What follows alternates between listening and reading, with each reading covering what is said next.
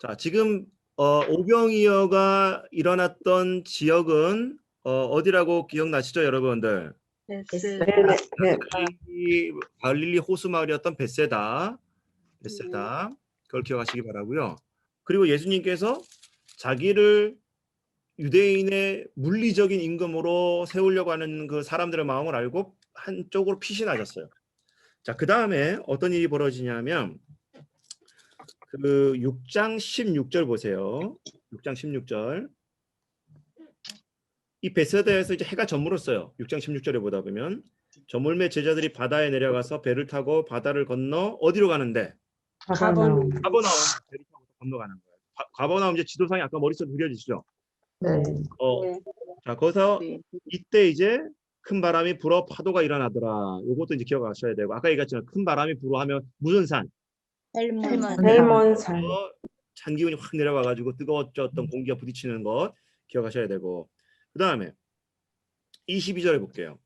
이튿날 22절에 바다 건너편에 서 있던 무리가 배 한 척 외에 다른 배가 거기 없는 것과 또 예수께서 제자들과 함께 그 배에 오르지 아니하시고 제자들만 가는 것을 보았더니 그러나 디베라에서 배들이 주께서 축사하시니 여럿이 떡 먹던 그곳에 가까이 왔더라. 무리가 거기에 예수도 안 계시고 제자들도 없음을 보고 곧 배들을 타고 예수를 찾으러 어디로 가서? 가버나움으로 가서 바다 건너편에서 만나 라비어 언제 여기 오셨나이까 하니 그러니까 무리가 쫓아온 거죠. 네. 그런 말이에요. 자, 26절 보세요. 여기 이제 중요한 여러분 우리 신앙의 질문이 나옵니다. 26절에 예수께서 대답하여 이르시되 왜 이제 예수님께서 혼자 멀리 떨어져 나와 있는지를 대답하시는 거예요. 내가 진실로 진실로 너희에게 이르노니 너희가 나를 찾는 것은 표적을 본 까닭이 아니요 떡을 먹고 뭐한 까닭이라? 그죠? 27절 보세요. 썩을 양식을 위하여 일하지 말고 영생하도록 있는 양식을 위하여 하라. 이 양식은 인자가 너희에게 주리니 인자는 아버지 하나님께서 인치신 자니라. 자, 예수님의 표적을 보고서 예수님이 하나님의 아들이고 메시아고 그리스도라는 것을 알아야 되는데 지금 이 무리들이 예수님을 일부러 찾아 쫓아온 것은 그 표적을 통해서 예수님을 하나님의 아들로 인정하려고 하는 게 아니에요. 뭐 때문에 쫓아왔다고 얘기하시는 거예요? 떡을 먹고 배부른 거. 떡을 양식을 먹고 배부른 배부른 까닭이지 까닭. 않냐. 너희가 먹고 사는 문제 때문에 나를 쫓아오는 거 아니냐. 자, 이 질문 여러분 곰곰이 묵상해 보면 우리의 신앙관에 찔리는 게 있지 않나요?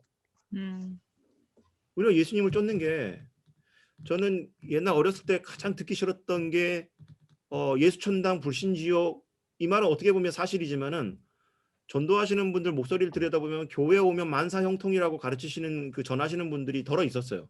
교회 오면 만사 형통이래요. 근데 시험에 들었던 분이 어려움이 있었던 분들이 교회에 그렇게 해가지고 전도돼가지고 등록해가지고 한두 달 신앙생활했는데 생활이 더 어려워지는 거예요. 자, 이 사람에 대해서 누가 책임지겠냐는 거예요. 교회 오면 만사 형통이라고 가르쳐가지고 전도를 해왔는데 그래가지고 기대를 하고 교회를 2달 동안 다녀봤는데 생활은 더 어렵고 더 힘든 거예요. 어쩌면 그런 문제뿐만 아니라 오래 믿었던 우리까지도 지금 새벽 예배든 아니면 우리가 기도하는 제목을 들여다봐도 하나님의 아들을 통해서 하나님의 나라의 삶을 사는 하나님의 나라 참된 제자 백성이 아니라 그를 닮아가 예수님을 닮아가고자 하는 제자된 삶이 아니라 내가 지금 당장 먹고 살아야 되는 그 문제를 해결하기 위해 주여 주여 부르짖고 있는 우리들의 모습이지 않겠는가. 어쩌면 이 가버나움에까지 쫓아왔었던 수많은 무리들이 우리들일 수도 있다라는 질문을 해보실 필요가 있다는 거예요. 자, 그래서 이 뒤에서부터는 그 예수님께서 자신이 그 물질적인 떡이 아니라 생명의 떡임을 계속해서 이제 가르치셔요. 생명의 떡임을. 그게 이제 계속해서 나오고 그런 다음에 이 말씀을 하고 나니까 이 예수님을 쫓았던 사람들의 이제 반응이 어디 나오냐면 6장 66절. 6장 66절. 배를 타고 예수님이 있는 곳까지 쫓아왔던 사람들이에요. 6장 66절. 자, 밑줄 그세요. 그때부터 그의 제자 중에서 많은 사람이 어떻게 하고서 떠나고 다시 그와 함께 다니지 다니지 아니하더라. 아니하더라. 가룟 유다보다 먼저 배신했던 사람들이 여기 있는 거예요. 왜? 먹고 살 문제를 기대하고 예수님을 쫓아왔는데 예수님께서는 그거 해결 안 해준다. 나는 생명의 떡이니까 그런 거 기대하지 마라. 내가 너희들에게 주는 것은 그런 떡이 아니다라고 딱 못 박으니까 예수님을 버리고 떠나가고 다시는 예수님을 찾지 않더라. 자, 우리들 중에서도 이런 사람이 몇 명 있을 수 있어요. 오늘날 교회 안에는. 이게 중요한 거예요. 근데 가만히 들여다보면 많은 한국 교회에 보다 보면 이 생명의 떡을 준다고 가르치는 부분들이 너무 많다는 거야. 아니, 이 육신의 떡을 해결해 주겠다라고 약속하는 그 거짓 복음이 너무 많다는 거죠, 교회 안에. 예, 강아지도 좀 아멘 하잖아요, 여러분.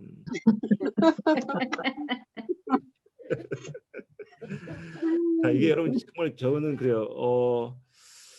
참 복음의 본질이 뭘까? 예수님께서 제자들이 가르쳤던 그 하나님 나라 법칙의 본질은 우리의 육신의 것이 아니었단 말이에요. 육신의 것이. 보이지 않는 하나님의 나라 법칙을 가르치셨고 우리가 주기도문을 보다 보면은 양식을 구할 때 어떠한 양식을 달라 그래요? 일용할 양식.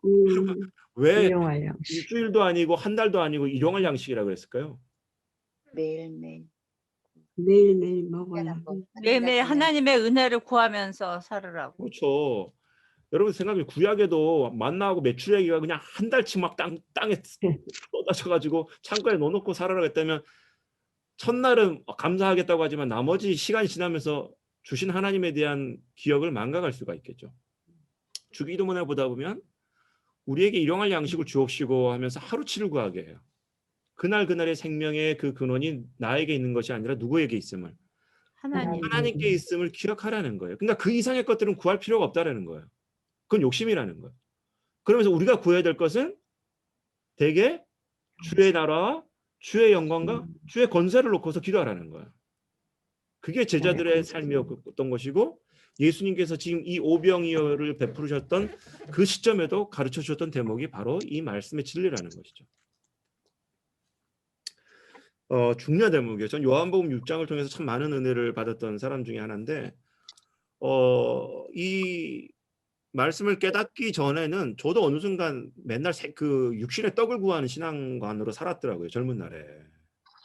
예수님을 믿고 예수님에게 교회 나서 열심히 헌신하고 하면 내 인생이 그렇게 잘 풀릴 줄 알았어요. 물질적으로나 그런 육체적으로.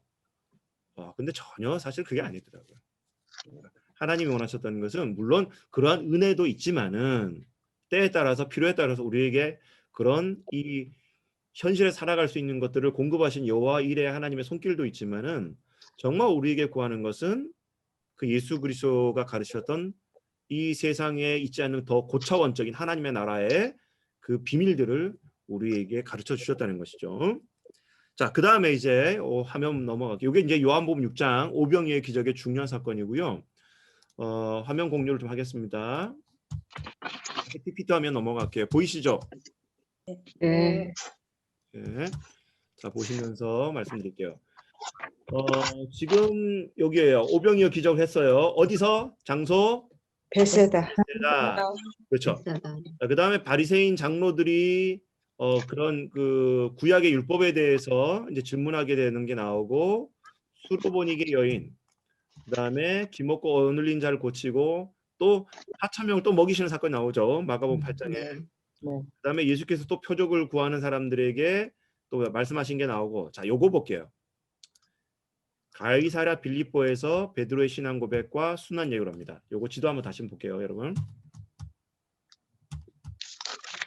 자, 지금 가이사랴 빌립보 보이시나요, 여러분? 네. 네.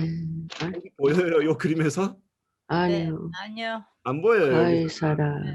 여기서 안 두 보여요. 번째. 여기서 안 보여요. 네.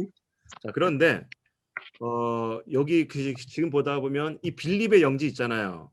네. 요 빌립의 영지 요 위로 올라가면 여기서 조금 올라가면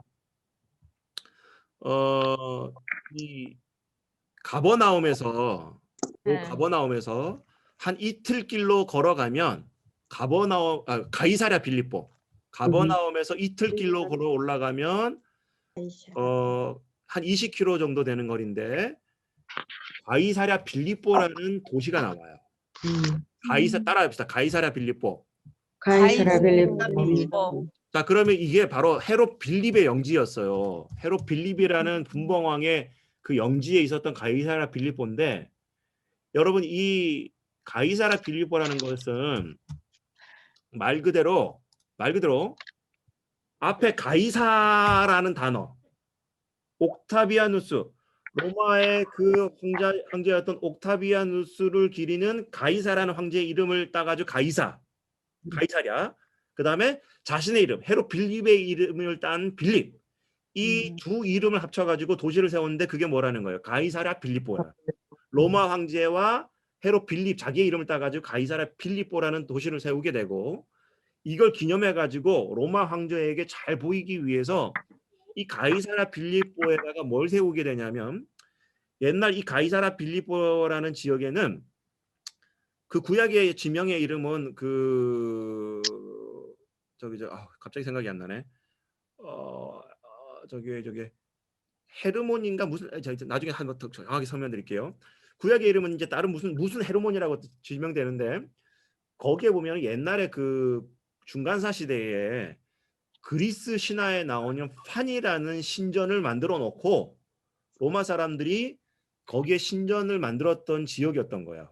판이라는, 그러니까 목축의 신이었어요. 판이라는 이 신은 로마의 신화, 그리스의 신화에 나온 신인데 그 신전을 만들어놨던 지역이에요. 이 지역이. 근데 이제 가이사라라는 빌립보라는 도시를 이름을 만들고 새로운 도시를 정비하고 나서 이 헤롯 빌립이 가이사라 빌립보에다가 로마 황제를 기념하는 로마 황제의 신전을 또 그 옆에다 만든 거예요. 판이라는 고대 그리스 신전과 그리고 그 옆에다가 가이사 황제를, 로마의 황제를 기념하는 신전을 또 만들어 버린 거예요. 자, 제가 저기 그림을 좀 보여드릴게요. 그래서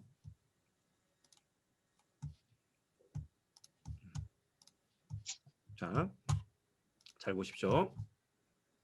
이 사진 보이나요, 여러분? 네.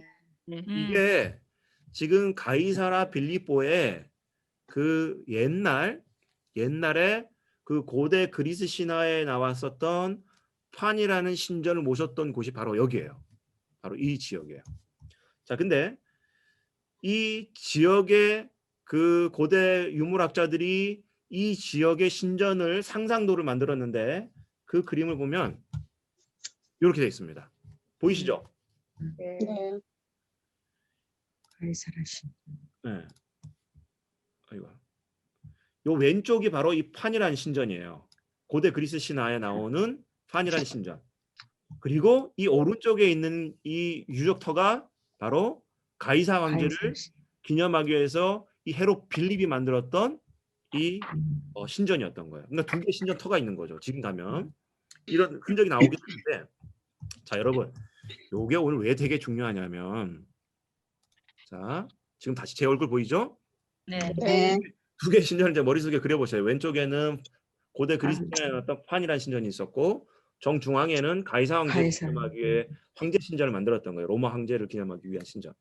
근데 예수님께서 지금 이 두 번째 갈릴리 사역하면서 중요한 포인트는 오병이어를 하면서 아까 얘기했잖아요.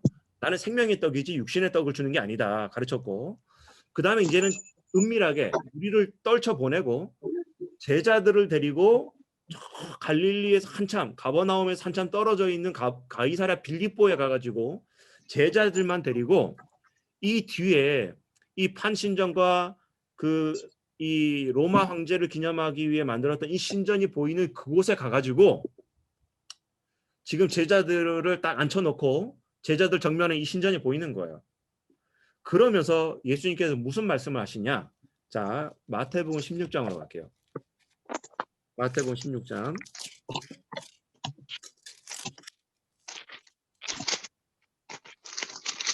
자, 16장 13절. 16장 13절. 자, 내가 읽을 텐데 한번 밑줄 단어를 잘 그어보세요. 예수께서 하면서 빌립보 가이사랴 지방 밑줄 빌립보 가이사랴 원래 가이사랴 빌립보라고 번역했는데 이걸 왜 이렇게 번역했는지 모르겠지만 가이사랴 빌립보 가이사랴 여기 밑줄 그셔야 돼요. 지금 제가 방금 설명드렸던 지역이에요. 가이사랴 네. 빌립보. 그 지방에 이르러 제자들에게 물어 이르시되 사람들이 인자를 누구라고 하느냐? 인자라는 건 누구예요? 바로 나 예수. 예수. 예수. 사람의 아들로 나타난 나를 누구라고 너희들은 얘기하느냐?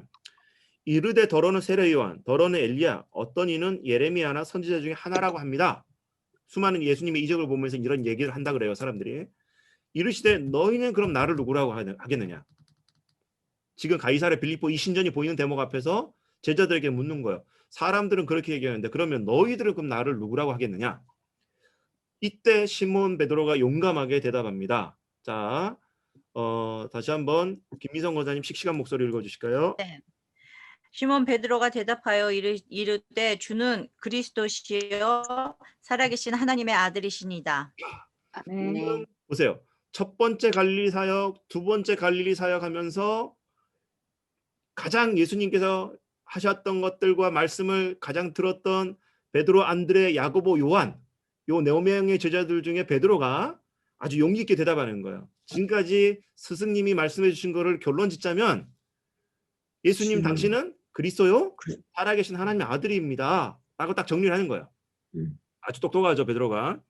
네. 자, 그러고 나서 17절에 보다 보면 이 대답에 예수님께서 뭐라고 얘기하냐면 자, 바요나 시몬아 너가 진짜 복이 있도다. 이를 너에게 알게 하니는 혈육이 아니요 하늘에 계신 내 아버지시니라. 아멘. 성부 하나님께서 나 예수 그리스도의 가르침을 통해서 너에게 깨닫게 한 것이 바로 맞다. 내가 그리스도고 내가 살아계신 하나님의 아들이 맞다. 18절 보세요. 또 내가 너에게 이르노니 너는 베드로라. 내가 이 반석 위에서 교회를 세우리니 음부의 권세가 이기지 못하리라. 자, 여기 밑줄 그셔야 됩니다. 이 반석 위에 교회를 세우리니 음부의 권세가 이기지 못하리라. 밑줄. 자, 보세요. 지금 예수님께서 말씀하신 대목을 보다 보면 여러분 이 사진을 다시 한번 볼게요. 사진을 보다 보면 이걸 보면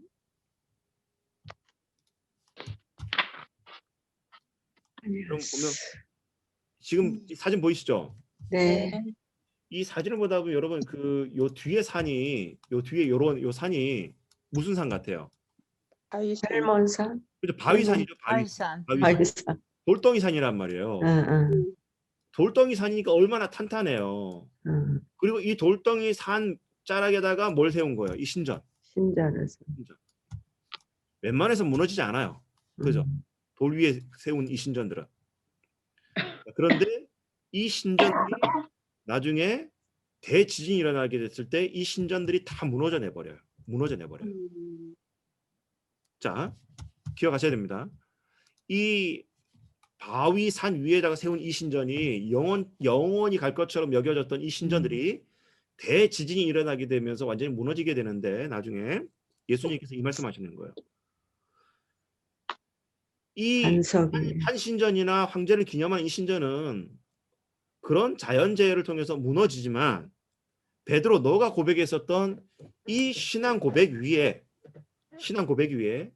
보이지 않는 성전, 교회 공동체, 보이지 않는 신전인 이 신앙 공동체는 음부의 권세가 뭐하겠다? 이기지 못한다. 깨뜨리지 못한다. 이게 중요한 거예요. 여기서 말하고 있는 교회는 건물의 교회가 아니라 하나님의 사람, 백성들의 모임인 교회 공동체를 얘기하고 있는 교회 공동체. 그러니까 여러분 교회라는 그러니까 예배당이랑 건물은 다 무너지고 저기 다 헐 수 있잖아요. 얼마든지 건물은. 그러나 하나님이 예수 그리스도의 피값으로 부르신 예수님의 제자들의 모임이 이 교회 공동체, 하나님의 사람들의 모임이 이 공동체는 어떤 핍박과 박해와 시련 속에서도 재난이 온다 할지라도 교회 공동체는 무너지지 않을 것이다라고 약속해 주고 이 신뢰가 이 사례로 이 예수님 죽고 사도들이 죽고 난 다음에 로마 황제가 기독교를 국교로 인정할 때까지 엄청난 핍박과 박해를 거의 300년가량 받았잖아요.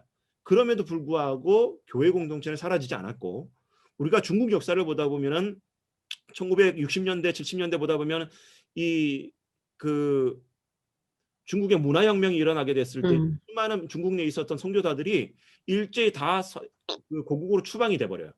중국 내에 있었던 모든 선교사들이 추방이 됩니다.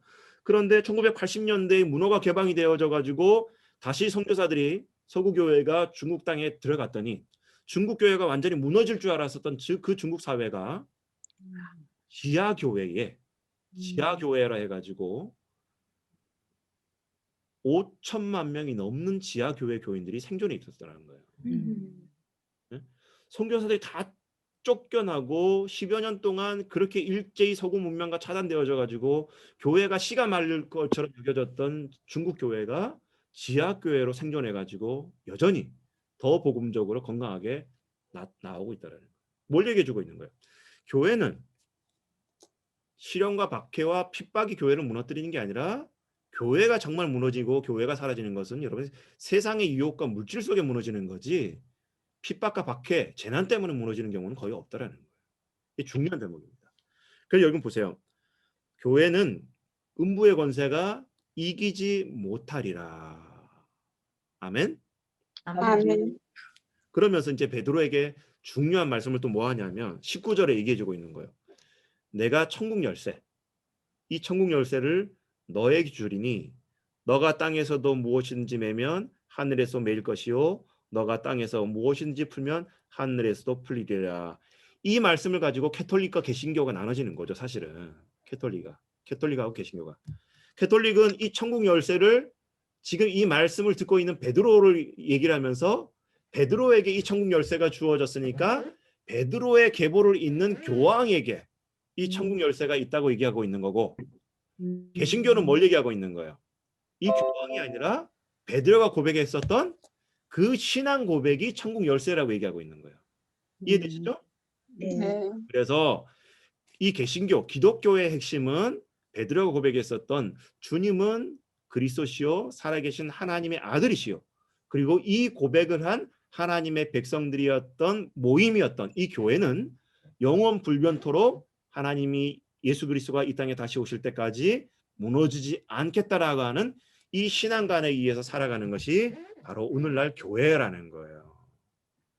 자, 이해되셨죠? 이제 네. 여기서 이제 중요한 결론이 나와야 돼요, 여러분. 그러면 예수님이 교회라는 이 공동체를 세운 것은 우리들 모임 안에 공통 분모가 나와야 돼요. 공통 분모. 그게 뭡니까? 공통 분모는 바로 이 신앙 고백이 있는 거죠. 예수 그리스도. 그는 뭐다? 살아계신 하나님의 아들이다. 그리고 예수님께서 아까 그 베데스다 연못가에서 가르치면서 뭐라 그랬어요? 나를 본 자는 누구를 본 것 같다? 하나님을.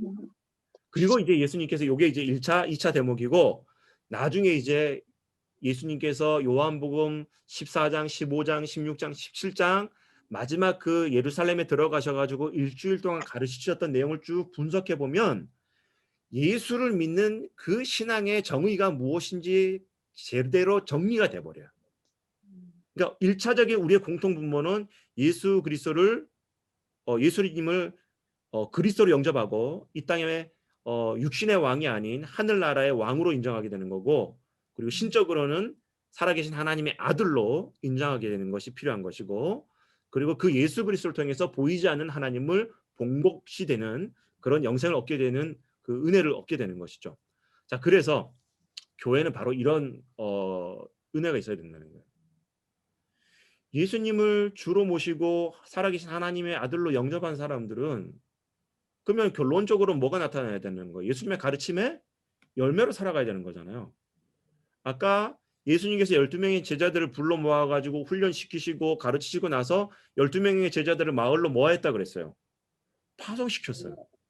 그리고 나서 이 예수님의 12명의 제자들에게 전도 보고를 받아요. 가서 하나님의 나라를 가르치고 예수님의 이름으로 막 귀신을 쫓아내는 것을 막 보고하니까 너무 신나가지고 예수님의 제자들이 막 그런 이제 그 결과 보고를 하게 되는 거죠. 세상이 변하게 되는 것을 가르치셨다는 거예요. 교회도 마찬가지인 거예요. 교회는 우리가 우리끼리 모여가지고 뭘 잘하고 우리끼리 즐겁고 해피한 것을 하나님께서 원하시는 게 결코 아니라는 거죠. 이미 우리는 예수 그리스도를 모시고 그 예수 그리스도가 살아계신 하나님의 아들로 믿는다면 그 기쁨과 그 생명력을 가지고 어디에다 전해야 된다는 거예요. 세상에. 제일 먼저 가까운 곳은 내 가족, 내 가족에게, 그리고 이웃들에게, 내가 만나는 직장 동료들과 사람들에게. 이 생명력과 그 은혜의 기쁨을 세상이 줄 수 없는 그 고차원적인 그 평안과 그 위안을 줄 수 있는 공동체가 교회여야 되는데, 가만히 오늘 들여다보면 교회는 이런 것을 세상에 퍼나르기보다는 오히려 세상에 좋지 않은 것들을 심어다 주는 결과물들이 점점 많아지고 있다는 거예요. 뉴스를 봐도 교회가 쌈박질을 하게 되고 교회 안에 부도덕한 모습들, 부정적인 모습들이 계속해서 비춰짐으로 말미암아 예수님께서 세워주신 교회의 그 본질은 점점 더 어떻게 돼버린 거예요? 잃어버리고 있다는 거예요. 회색화된다.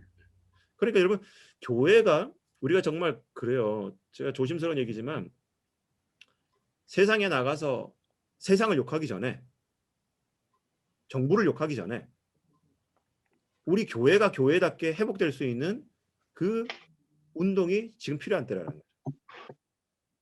그저께도 제가 그 구역 인도자들 통해서 얘기했지만은 미국에 가면 토마스 롱이라는 신학자가 얘기하기를 이 코로나가 인류에게 엄청난 그런 재앙과 어려움을 가져다 주는 것도 사실이지만 교회에 무엇을 가져다 주냐라고 대답하기를 뭐라 하냐면 하나님은 지금도 보이지 않는 새로운 교회를 일으키시는 역사를 하고 계시다. 새로운 교회를 일으키고 계시는 하나님의 역사하심이 지금 바로 이때라는 거예요. 되게 아멘. 중요한 깨달음이었어요.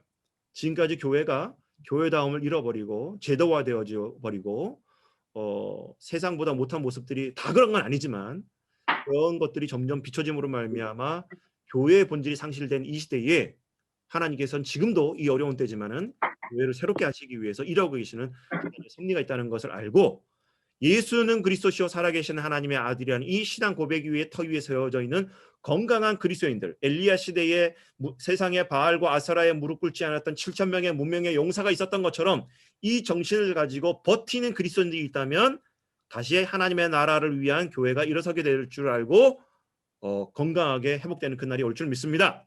아멘. 오늘은 여기까지. 예. 아멘. 아멘. 자, 그래서 이제 다음 주에는 이제 이 두 번째 갈릴리 사역이 끝났어요. 그러면 이제 어디로 가셔야 돼요? 결론적으로 얘기해요. 예루살렘. 예루살렘으로. 그렇죠? 자, 예루살렘을 가셔야 되는데, 자, 여기서 중요한 거 하나만 가르칠게요. 지금 아까 세 번째 유월절은 예루살렘에 갔다 안 갔다? 안 가셨다. 이때는 몇 월이었어요? 세 번째 유월절이. 4월. 4월. 유월절 하면 머릿속에 그냥 무의식적으로 4월. 4월 기억하셔야 됩니다. 4월에 세 번째 유월절에 예루살렘을 안 가시고 언제 가냐? 다음 주에 하겠지만 10월 초막절. 초막절. 있을 때 내려가는 거예요. 초막절. 초막절. 이게 이제 요한복음 7장부터 시작되는 거예요. 그때 초막절에 가시면 네 번째 유월절이 그 다음 해에 4월 달이 오게 되는데 10월 달 내려가 가지고 그 다음 6월절이면 4월이란 말이에요. 몇 개월 동안 그럼 예루살렘에 계시는 거예요? 한 6개월. 6개월이요. 6개월 동안 6개월. 마지막 그 십자가에 순교를 죽으실 때까지 마지막 예루살렘에서 그 십자가를 지시기까지 생활을 하게 되는 거예요. 초막절에 내려가서 그 다음 6월절까지. 이해되시죠? 네. 그래서 복습하는 차원에서 여러분 다음 주에는 요한복음 7장부터 요한복음 20장까지 읽으시면 됩니다. 7장부터 20장까지 다시 한번 읽으셔야 돼요. 되게 은혜가 될 거예요. 요게 마지막 6개월의 예수님의 공생애였구나라는 것을 머릿속에 그리시고 지금까지 성전을 척결했던 거, 베데스다 연못가에서 얘기하셨던 거, 오병이어 기적을 하면서 말씀하셨던 거, 요게 이제 한 세트로 정리가 된 때가 요 대목인 거예요. 아셨죠? 자, 네. 오늘은 여기까지 하고요. 한 주 동안 편안하게 승리하시기 바라고.